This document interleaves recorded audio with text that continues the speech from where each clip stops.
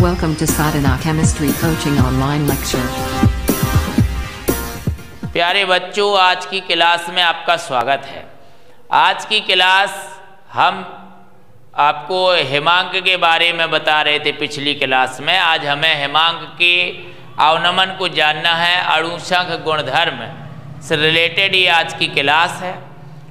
और आप इसी तरह के हमारे वीडियो को देखते रहिए और उनको लाइक करते रहिए एवं अपने मित्रों को भी बताएं कि आपको और जो भी समस्या है उसको आप जो है कमेंट लिखकर या फिर आप जो है उस व्हाट्सएप ग्रुप से या टेलीग्राम के माध्यम से हमसे कांटेक्ट कर सकते हैं। इसके अलावा अभी देखिए आपके इस एप्लीकेशंस पर लिखित कंटेंट नहीं डाला गया है, वो भी बहुत ही जल्द आपको उपलब्ध हो जाएगा पीडीएफ के रूप में। आप अभी इस सिलेबस को रफली लिख सकते हैं और उस कंटेंट की मदद से आप फिर उससे अपना एक इजी नोट तैयार कर सकते हैं।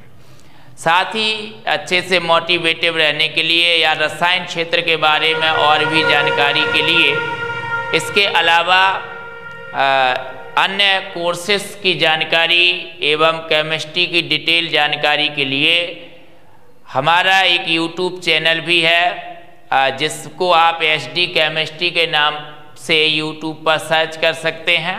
उसको आप सब्सक्राइब करें, चैनल को, बेल आइकन को प्रेस करें। उसमें आपको रसायन विज्ञान से रिलेटेड हर प्रकार की जानकारी आपको समय पर मिलती रहेगी और कुछ लेटेस्ट चीज़ें भी आपको मिलेंगी सीखने को, जिससे आपका रसायन शास्त्र स्ट्रांग होगा। तो YouTube पर ज़रूर, या फिर आप हमारा शॉर्ट नेम नन्ना सर भी टाइप करके सर्च कर सकते हो और उस पर डले हुए कंटेंट को आप देख सकते हो। तो चलिए समय बर्बाद ना करते हुए आज की क्लास में हम जानते हैं क्वथनांक। तो बेटा जी, पिछली कक्षा में हमने क्वथनांक की परिभाषा बता दी थी कि द्रव कोई भी लिक्विड है, जैसे मान लीजिए जल है, शुद्ध द्रव है, जब हम उसको ठंडा करते हैं, जैसे आपने जल की बोतल फ्रीजर में लगा दी, तो धीरे धीरे वो आप देखते हैं कि बर्फ़ बन जाती है, ठोस में बदल जाती है। और जिस समय जल ठोस में बदलने लगता है उस समय जल का जो हिमांक होता है वो 0 डिग्री से होता है, निश्चित होता है। और फिर जब वो पूर्णतः बर्फ़ में बदल जाता है, फिर बर्फ़ का टेम्परेचर ज़रूर कुछ भी हो सकता है और घटकर माइनस में हो सकता है, लेकिन जिस समय द्रव बर्फ़ में बदलता उस समय उसका जो हिमांक होता है या टेम्परेचर होता है वो 0 डिग्री से होता है, यानी कि निश्चित ताप पर ही अवस्थाएं बदला करती हैं। ये आप अनुभव भी कर सकते हैं, एक क्रियाकलाप करके आप अपने घर पर भी देख सकते हैं कि आप बर्फ़ को रखें तो धीरे धीरे बर्फ़ पिघलना शुरू कर देगी।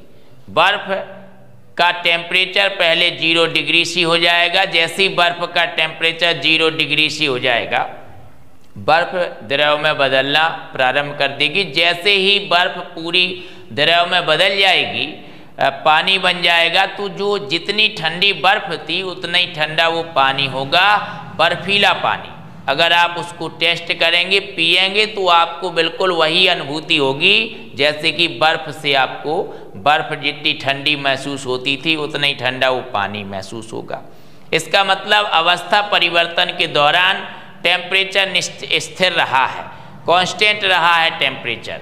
तो देखिए, कोई भी अवस्था, ठोस का द्रव में परिवर्तन हो रहा हो, द्रव का वाष्प या गैस में परिवर्तन हो रहा हो, जब अवस्था परिवर्तन होता है तो उस समय टेम्परेचर आपका कांस्टेंट रहता है, नियत रहता है।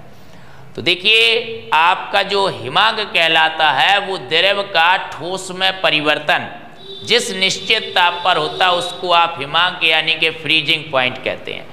या आप इसको इस प्रकार से डिफाइन कर सकते हैं कि किसी शुद्ध द्रव का वह ताप, वह निश्चित ताप जिस पर उसका वाष्प दाब ठोस अवस्था के वाष्प दाब के बराबर हो जाता है। द्रव का वाष्प दाब ठोस अवस्था के वाष्प दाब के बराबर हो जाता है, हिमांक कहलाता है। अब अगर शुद्ध द्रव है, कोई भी शुद्ध द्रव है भाई, शुद्ध द्रव है कोई भी, शुद्ध द्रव है लिक्विड, तो शुद्ध द्रव का जो हिमांक होता है वो निश्चित होता है, वो आपने मान लिया T0। अब आप इसमें एक पदार्थ मिलाएंगे, अवाष्पशील कोई भी पदार्थ मिला दिया जाए, अवाष्पशील पदार्थ,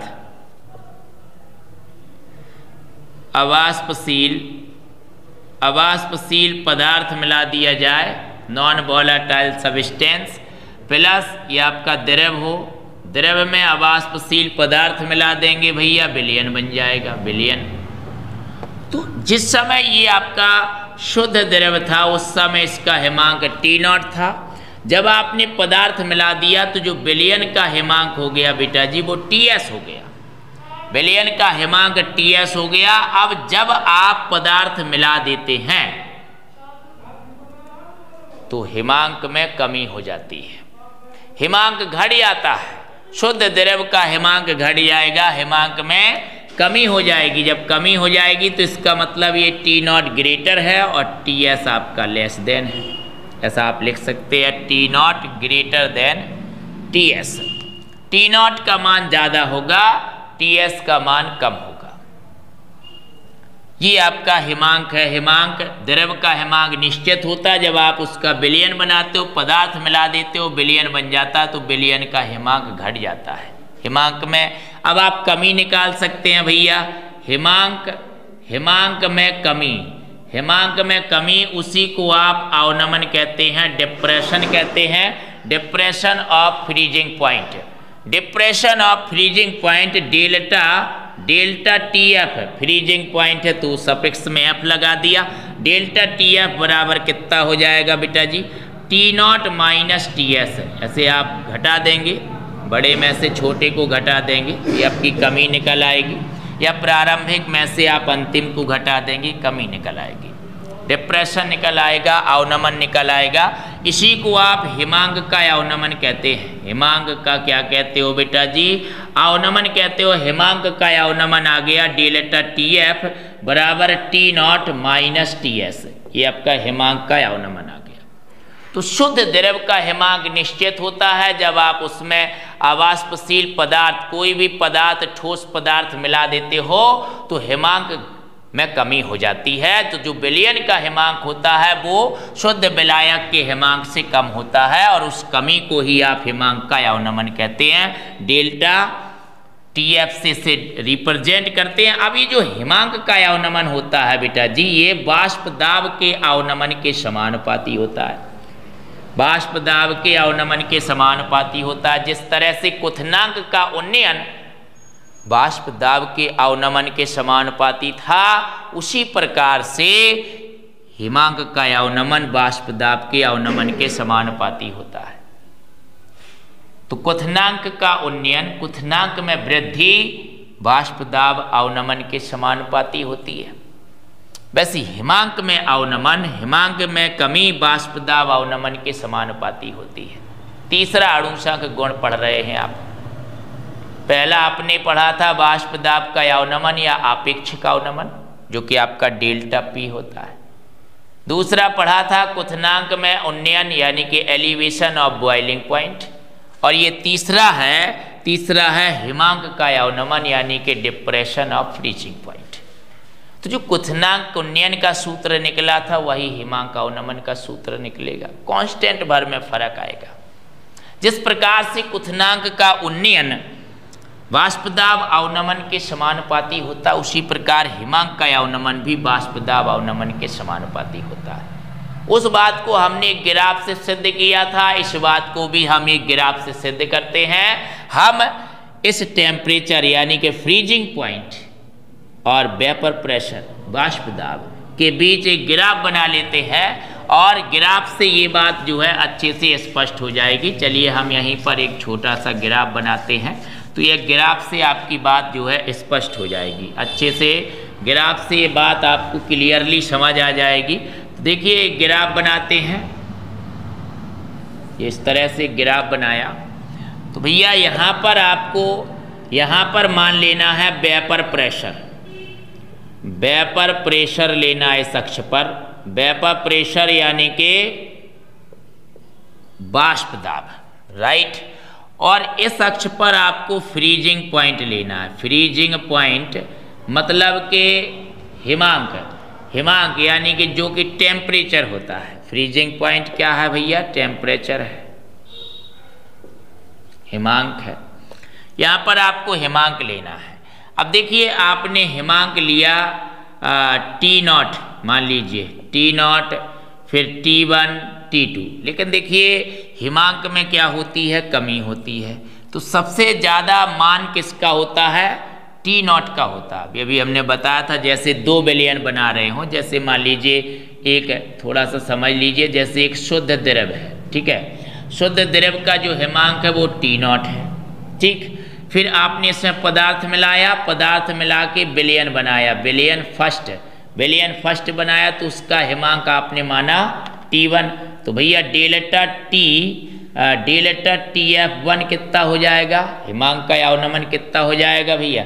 ये बड़ा है, ये छोटा है, तो आप T0 माइनस T1 लिखेंगे कि नहीं? इसी तरह मान लीजिए आपने दूसरा विलयन बनाया, विलयन सेकंड बनाया, और उसका आपने हिमांक माना T2, उसका हिमांक T2 माना, तो डेल्टा TF2 मतलब दूसरे विलयन के हिमांक का अवनमन कितना हो जाएगा बेटा जी? T0 माइनस T2 हो जाएगा कि नहीं हो जाएगा? तो ये दोनों चीज़ें आपको ध्यान रखनी है। ये समीकरण A मान लीजिए, एक समीकरण B मान लीजिए। तो शुद्ध द्रव का हिमांक T0 है। जब आप उसमें पदार्थ मिला के विलयन फर्स्ट बनाते हो, उसका हिमांक T1 है, तो आपके हिमांक में कमी इतनी हो जाएगी, ये जरूरत पड़ेगी यहाँ पर।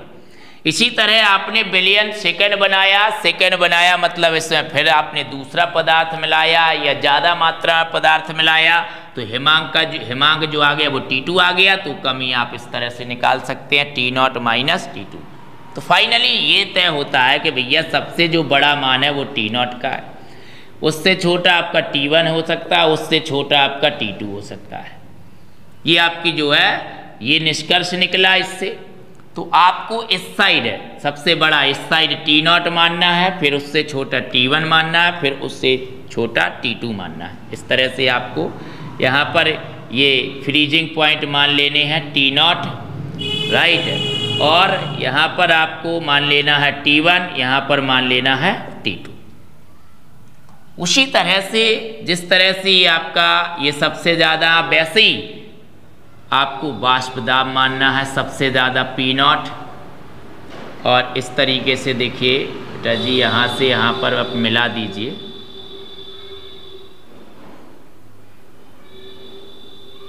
यहाँ से आपको यहाँ पर इसको मिला देना है, ठीक है। इससे ये हुआ कि T0, जब हिमांक T0 है शुद्ध द्रव का, उस समय उसका जो वाष्प दाब है वो कितना है भैया? P0 है। इसके बाद आपने फिर दोबारा मिलाया T1 के साथ, तो थोड़ा सा इस तरह से मिलाना है आपको कि ये बिंदु लगभग एक जैसी सीध में आ जाए, जिससे कि एक कर्व बन जाए। तो आप थोड़ा सा इसको और थोड़ा सा नीचे ले लीजिए, हल्का सा, और यहाँ से आपका अच्छे से कर्व बनना चाहिए, या फिर आप पहले ही से इस कर्व को इस तरह से बना दीजिए, ठीक है। तो आपको आसानी हो जाएगी। अब आप यहाँ से मिला दीजिए, ये आपने मिला दिया, ये T1, ठीक, यहाँ पर T1 मान लीजिए, ये आपका हो गया T1। इसके बाद ये आपका P1 हो जाएगा। जब ये T1 है तो ये P1 हो जाएगा।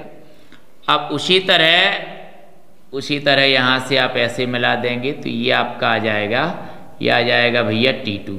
तो यहाँ पर आपका T2 आ गया, तो ये आपका हो जाएगा P2।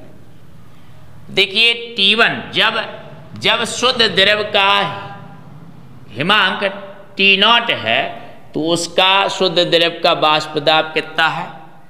P0 है। जब विलयन का हिमांक T1 है, तो उस विलयन का वाष्प दाब कितना है? P1 है। विलयन, दूसरे विलयन का हिमांक T2 है, तो उस दूसरे विलयन का वाष्प दाब कितना है भाई? P2 है, राइट। इतनी बात क्लियर हो गई। ये आपका इस तरह का ग्राफ बना। इस तरह का आपका ग्राफ बना। अब यहाँ से आपको इस तरीके के कर्व खींच देना है, इस तरीके के आपको यहाँ पर ये कर्व खींच देने, ये आपके कर्व हो गए। अब आपको ये बिंदु मान लेने हैं A, B, C, जो ये कटान बिंदु है, और इसको मान लेंगे D और इसको मान लेंगे E। इस तरह के आप कटान बिंदु मान लेंगे, राइट। तो ऐसा आपने क्यों किया कि T0 पर वाष्प दाब P0, T1 पर वाष्प दाब P1, T2 पर वाष्प दाब P2? ऐसा आपने इसलिए किया क्योंकि देखिए हिमांक में भी कमी होती है और वाष्प दाब में भी कमी होती है। तो हिमांक में जितनी ज़्यादा वाष्प दाब में कमी होती है उतना ही ज़्यादा हिमांक में कमी होती है, दोनों में कमी हो रही है। और कल जो आपने ग्राफ पढ़ा था क्वथनांक वाला, उसमें उल्टा था, क्वथनांक में वृद्धि होती थी, हिमांक में कमी होती थी। तो हमने यहाँ उल्टे साइड से माना था उसको, उसका ग्राफ आप पिछला वीडियो देखिए। और इसमें ऐसा नहीं है, इसमें आपकी वाष्प दाब में भी कमी हो रही है तो आपके हिमांक में भी कमी होगी, राइट। तो कमी हो रही है इसलिए आपने इस क्रम से आपने ग्राफ बनाया। इसको आप 1-2 बार ट्राई करके इसको सीखना है, बहुत ही मोस्ट चीज़ है ये। अब आप इसमें गौर से देखें कि अगर इस कर्व को आप एक सीधी रेखा मान लें तो आपको त्रिभुज नजर आने लगेंगे। कर्व को अगर आप सीधी रेखा मान लें तो आपको इस तरह से समरूप त्रिभुज नजर आएंगे। इस तरीके से देखिए, इस तरीके से आपको ये समरूप त्रिभुज नजर आएंगे अगर आप इनको सीधी रेखा मान लें तो। यहाँ पर आपका बिंदु A लिखा है, यहाँ पर बिंदु B है, यहाँ पर C है, यहाँ पर D है और यहाँ पर E है। ये आपको दो एक जैसे रूप वाले, एक छोटा और एक बड़ा त्रिभुज नजर आने लगे। उन्हीं को आप समरूप त्रिभुज कहते हैं। त्रिभुज ABD और त्रिभुज ACE, 2 त्रिभुज आपको नजर आने लगे। समरूप त्रिभुजों में समरूपता का नियम लगा देंगे। समरूपता का नियम क्या होता है? 2 संलग्न भुजाओं का अनुपात बराबर होता है। ये गणित कहती है हमारी, ये समरूपता का नियम है। यही समरूपता का हम नियम लगा देंगे और यहाँ पर आप 2 त्रिभुज ले लीजिए, है ना। तो ये बात आपकी सिद्ध हो जाएगी। देखिए जिस तरह से आपने शुद्ध द्रव के लिए लिखा है उसी तरह से आप शुद्ध द्रव के वाष्प दाब के बारे में भी लिख सकते हैं। जैसे आपका शुद्ध द्रव है, शुद्ध द्रव कोई भी भैया शुद्ध द्रव है, शुद्ध द्रव है लिक्विड, तो उसका जब हिमांक T0 है तो उसका वाष्प दाब कितना है? P0 है। फिर आपने बनाया सॉल्यूशन फर्स्ट में वाष्प दाब कितना माना आपने? P1 माना। फिर आपने बनाया सॉल्यूशन सेकंड, तो सॉल्यूशन सेकंड में वाष्प दाब कितना माना आपने? P2 माना। तो वाष्प दाब में कमी अवनमन सॉल्यूशन फर्स्ट के लिए कितना हो जाएगा? डेल्टा P1 बराबर कितना हो जाएगा? P0 minus P1। Solution second के लिए कितना हो जाएगा? डेल्टा P2 बराबर P0 माइनस P2। ऐसे ही निकालोगे जैसे आपने हिमांक में कमी निकाली है वैसे ही तो भैया वाष्प दाब में कमी निकालोगे। पिछला लेक्चर आप पढ़ सकते हो राउल्ट का, ऐसे ही निकाली हैं कमियां, इसी तरह कमी निकाली हैं। तो जिस तरह से शुद्ध द्रव का हिमांक है वैसी शुद्ध द्रव का वाष्प दाब है। विलयन के वाष्प दाब है, घटा देंगे तो कमियां निकल आएंगी। तो ये आपको ध्यान रखना है, यही चीज यहाँ पर बन जाएगी। अब आप ले लीजिए त्रिभुज ABD तथा त्रिभुज ACE में। हमारे देखिए कोई भी चीज़ आपको क्लियर नहीं होती है तो आप कमेंट करके ज़रूर बताएं। वैसे हम इस तरह का प्रयास कर रहे हैं कि आपको कोई भी चीज़ ऐसा ना लगे कि समझ ना आई हो, आप पर बोझ बन के रह जाए।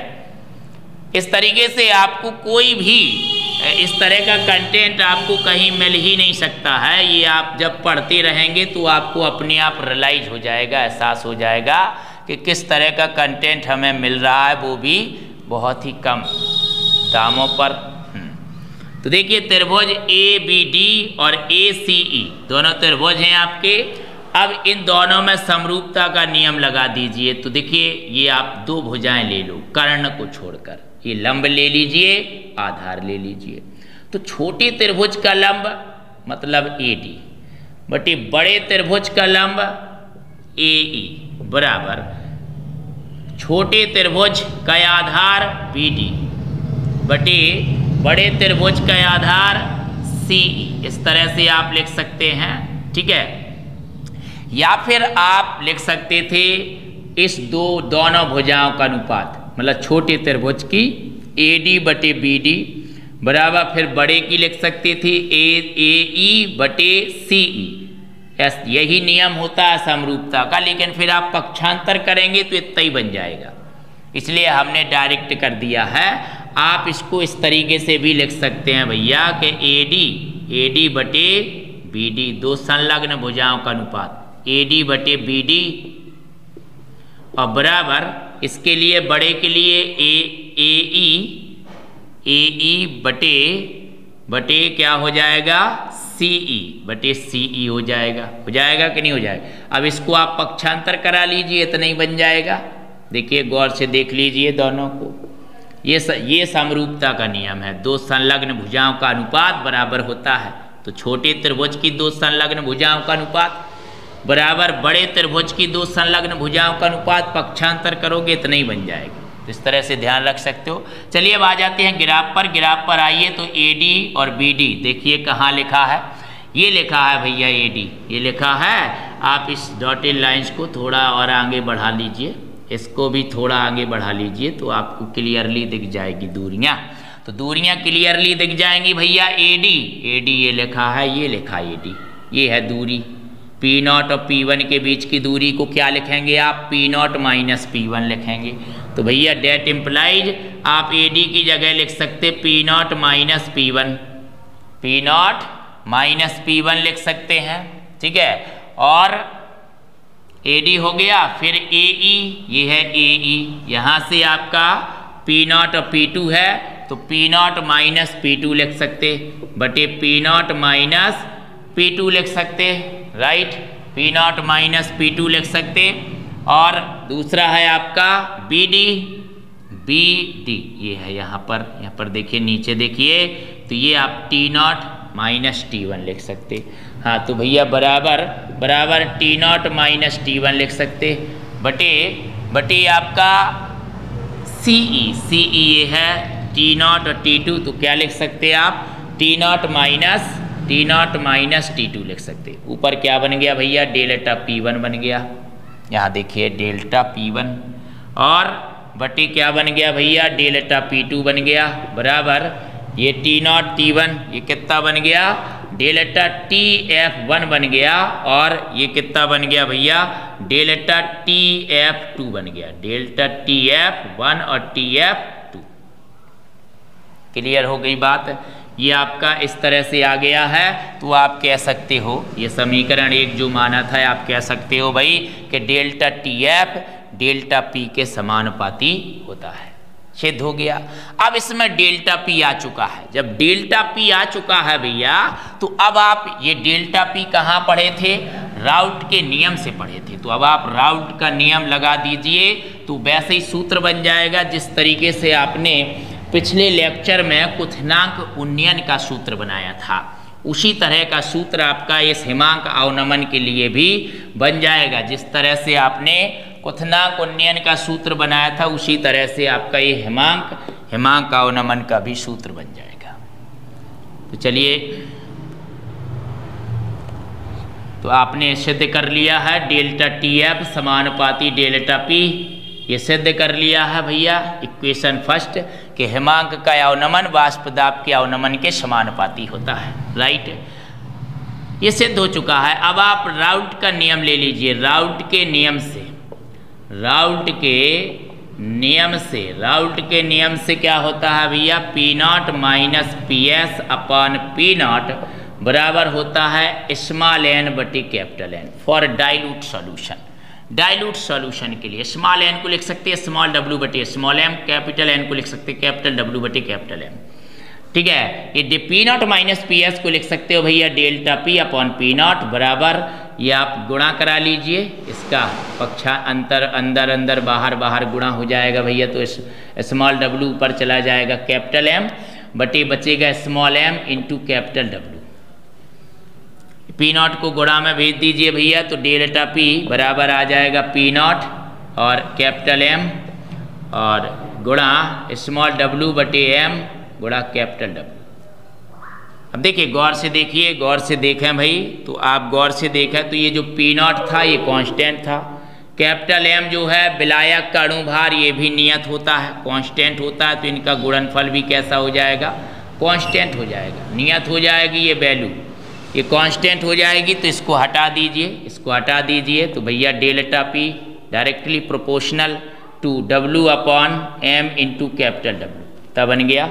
अब आप बात करते हैं मोलालिटी के फॉर्मूले पर। मोलालिटी, मोललता, मोललता का सूत्र क्या होता है भाई, ग्राम में मात्रा बटी अणुभार गुणा विलायक का भार, लेते हो आप किलोग्राम में, तो अगर ये डब्ल्यू किलोग्राम में व्यक्त हो तो भैया ये सूत्र बन गया है मोलालिटी का। तो अगर आप इसको किलोग्राम में व्यक्त करें तो ये मोलालिटी बन जाती है। तो भैया डेल्टा पी समानुपाती आप क्या लिख सकते हैं, मोलालिटी लिख सकते हैं, मोलालिटी यानी मोललता लिख सकते हैं, और डेल्टा पी काय के समानुपाती है, समीकरण 1 से डेल्टा टी एफ के समानुपाती है। तो आप फाइनली कह सकते हो कि जो डेल्टा टी एफ होता है वो मोलालिटी के समानुपाती होता है। डेल्टा टी एफ यानी हिमांक का अवनमन डेल्टा टी एफ समानुपाती हो जाता है भैया मोललता के, मोललता। समानुपाती का चिन्ह हटाएंगे, कांस्टेंट आ जाएगा, कांस्टेंट आता है यहाँ पर के एफ और इंटू मोललता, ये आपका जो है सूत्र बनता है। के एफ का मात्रक आ जाता है डिग्री सी प्रति मोलल या केल्विन प्रति मोलल, मोलल के हिसाब से। और के एफ को आप क्या कहते हो, के एफ को कहते हो मोलल अवनमन स्थिरांक, मोलल डिप्रेशन कांस्टेंट है, हिंदी में आप इसे मोलल अवनमन स्थिरांक कहते हो, मोलल अवनमन स्थिरांक, जो कि शुद्ध विलायक का होता है, द्रव का होता है। Molal depression constant, molal depression constant, molal अवनमन स्थिरांक, जिसकी परिभाषा हम उसी प्रकार निकालेंगे जिस प्रकार हमने मोलल उन्नयन स्थिरांक की परिभाषा निकाली थी, सेम उसी तरह से। चलिए मोलालिटी का फिर से सूत्र खोल दीजिए भैया, तो डेल्टा टी एफ बराबर आ जाएगा के एफ और स्मॉल डब्ल्यू और बटे एम गुणा कैपिटल डब्ल्यू, किलोग्राम में अगर आप ग्राम में लेते हो तो 1000 से क्या कर दोगे भाई, गुणा कर दोगे, ये सूत्र बन गया है। इस सूत्र से आप इसके आंकिक प्रश्नों को हल कर सकते हैं। इसी तरह का सूत्र क्वथनांक उन्नयन का भी था, केवल यहाँ पर कांस्टेंट में अंतर है, वहाँ पर कांस्टेंट आया था के बी, यहाँ पर कांस्टेंट आता है के एफ। क्वथनांक उन्नयन में कांस्टेंट आया था मोलल उन्नयन स्थिरांक, हिमांक अवनमन में कांस्टेंट आया है मोलल अवनमन स्थिरांक।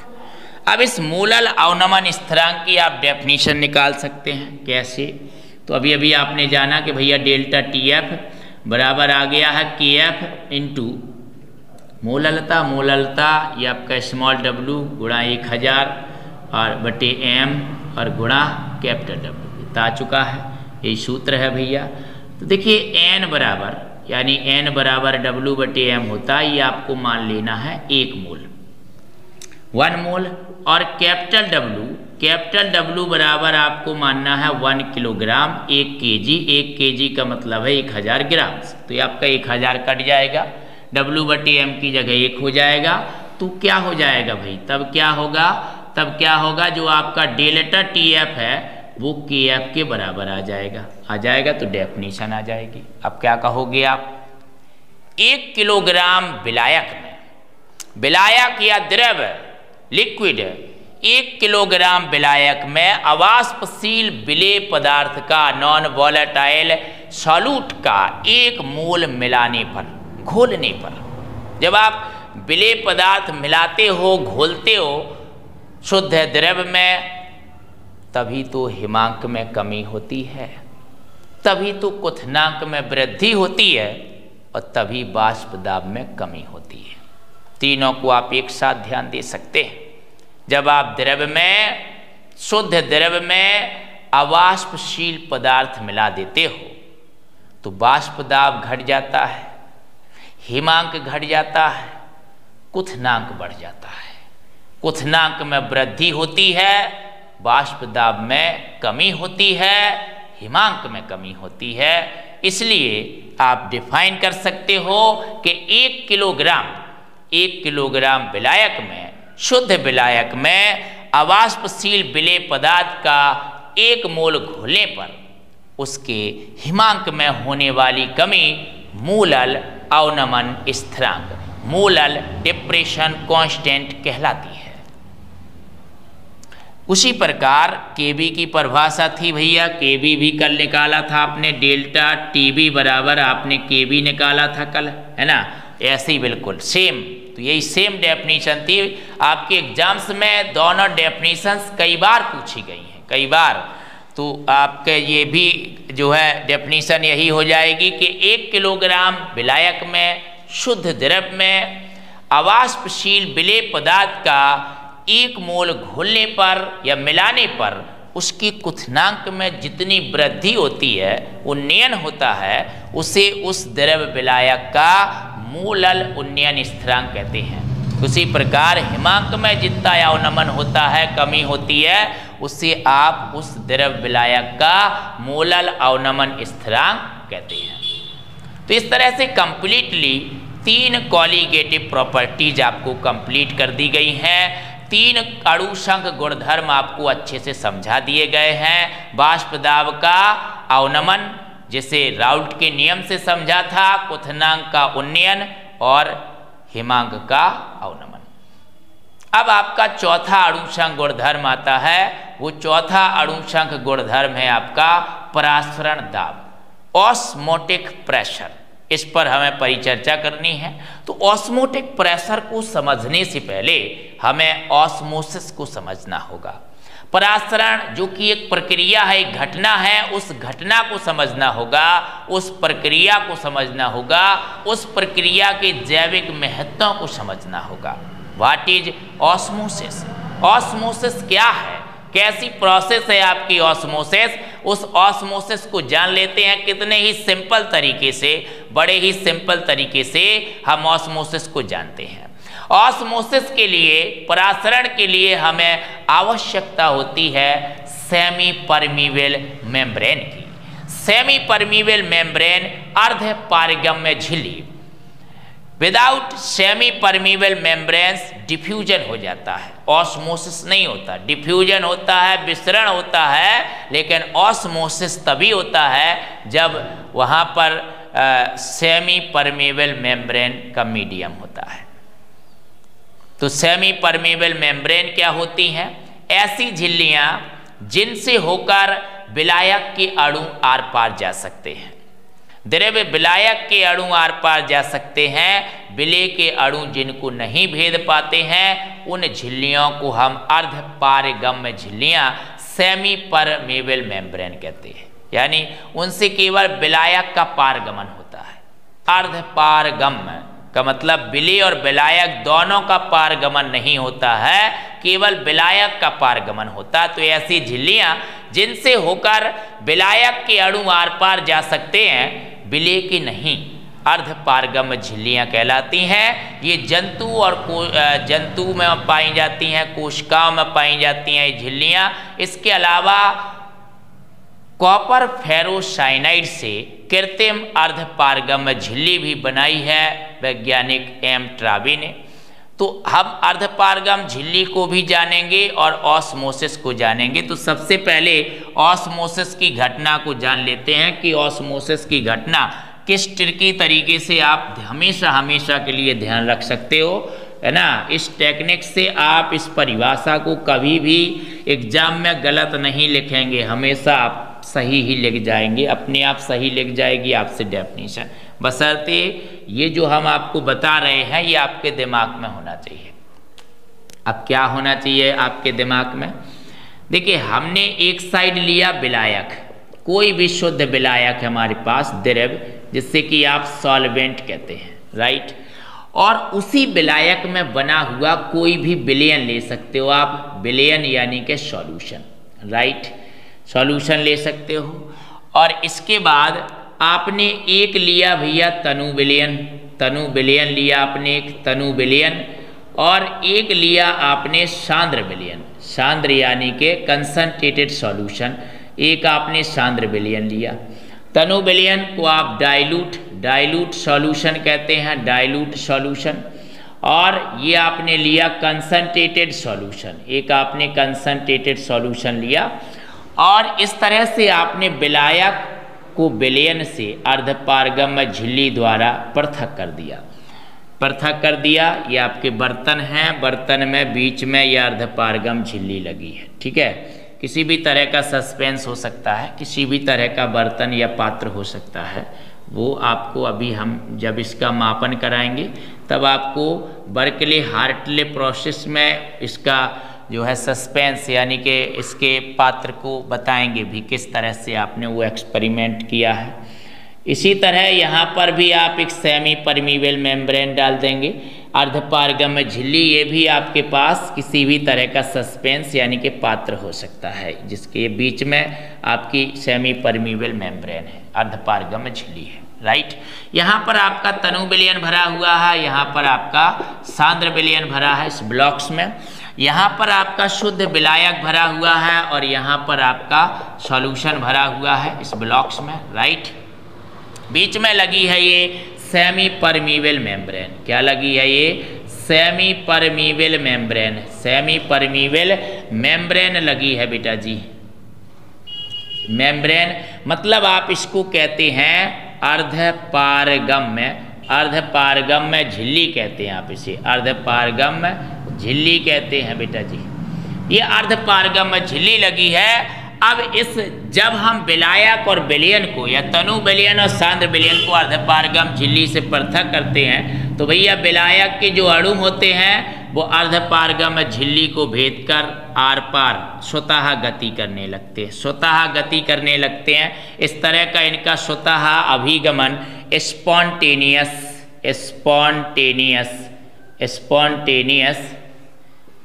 फ्लो कहलाता है, स्पॉन्टेनियस गति कहलाती है। ये स्पॉन्टेनियस स्वतः परिवर्तित, आप हिंदी में कहते हैं स्वतः परिवर्तित विक्रम है या स्वतः परिवर्तित प्रवाह है, ये प्रवाह है, गति। इसी तरह तनु विलयन से भी आपके विलायक के अणु अर्धपारगम झिल्ली को भेद कर स्पॉन्टेनियस फ्लो करने लगे। इतना दिमाग में आपको चित्र ध्यान रखना है। तो अब आप इसकी डेफिनेशन कह सकते हैं कि जब विलायक को विलयन से या तनु विलयन को सांद्र विलयन से, देखिए विलायक है और उसी का विलयन है, जब विलायक को विलयन से या तनु विलयन को सांद्र विलयन से अर्धपारगम्य झिल्ली द्वारा पृथक रखा जाता है तो विलायक के अणु अर्धपारगम्य झिल्ली को भेद कर विलायक से विलयन की ओर या तनु विलयन से सांद्र विलयन की ओर स्वतः गति करने लगते हैं, स्वतः परिवर्तित प्रवाह करने लगते हैं। इस परिघटना को, इस प्रक्रिया को ऑस्मोसिस यानी कि परासरण की प्रक्रिया या घटना कहते हैं, परासरण। तो जब विलायक को विलयन से या तनु विलयन को सांद्र विलयन से अर्धपारगम्य झिल्ली सेमी परमीबल मेम्ब्रेन द्वारा पृथक रखा जाता है अलग अलग, तो विलायक के अणु अर्धपारगम्य झिल्ली को भेद कर विलायक से विलयन की ओर या तनु विलयन से सांद्र विलयन की ओर स्पॉन्टेनियस फ्लो करने लगते हैं, स्वतः परिवर्तित प्रवाह उनमें होने लगता है। उसी प्रोसेस को, उसी प्रक्रिया को ऑस्मोसिस की प्रक्रिया या परासरण की प्रक्रिया कहते हैं। तो नेक्स्ट लेक्चर में आप जानेंगे ऑस्मोटिक प्रेशर के बारे में, परासरण दाब के बारे में। तो आज की क्लास आपको कैसी लगी? अगर आपको ये क्लास शानदार लग रही है और आपको जो है अपने एग्जाम्स के लिए इन वीडियोज से हेल्प मिल रही है तो आप ये हमारे वीडियोज अपने मित्रों तक अवश्य शेयर करें और उन्हें बताएं इसके बारे में, हमारे एप्लीकेशंस के बारे में बताएं और एक बार ट्राई अवश्य करें। धन्यवाद।